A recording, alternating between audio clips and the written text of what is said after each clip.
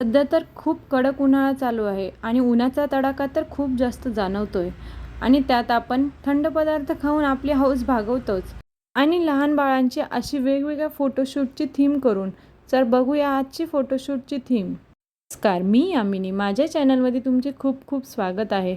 आजच्या फोटोशूटमध्ये मी तुम्हाला आईस्क्रीमच्या related decoration करून दाखवणार आहे. त्यासाठी सिंपल अगदी घरातले तुरीची डाळ आणि तांदूळ यूज केले आहे.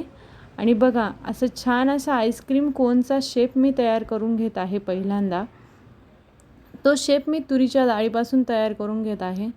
छान असा त्रिकोणी शेप तयार करून घ्यायचा आहे आणि ते झाल्यावर आणि वरून तांदळाच्या सहाय्याने आईस्क्रीमचं शेप मी करून घेतलेला आहे.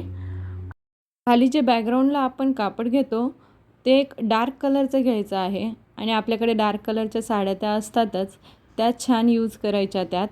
आणि डार्क कलरमुळे जे आपण डिझाईन्सवरती बनवतो त्या उठून दिसतात, त्यामुळे डार्क कलरचं ते घ्यायचं आहे. आणि त्याच कॉम्बिनेशनमध्ये आपण बाळाला ड्रेस पण घातला तर तो खूप छान फोटोज येतात त्यात.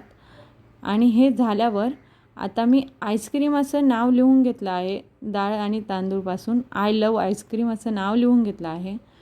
व्यवस्थित असं ते लिहून झाल्यानंतर आता जो स्पेस साईडला रिकामा आहे त्यात बेबीसाठी तो स्पेस ठेवलेला आहे.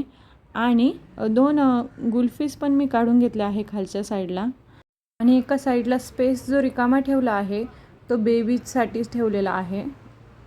आणि माझ्याकडे आहे ना केळी अवेलेबल होत्या, म्हणून मी केळीने ते बेबीचा जो मंथ असतो ना तो काढून घेतलेला आहे. किती मंथचा झालं आहे ते तुमच्यानुसार तुम्ही ते काढून घेऊ शकता. तुमच्याकडे जे फ्रूट्स अवेलेबल असतील त्यानुसार तुम्ही ते छान असं काढून घ्यायचं. आणि बघा, खूप सुंदर असं ही थीम वाटते.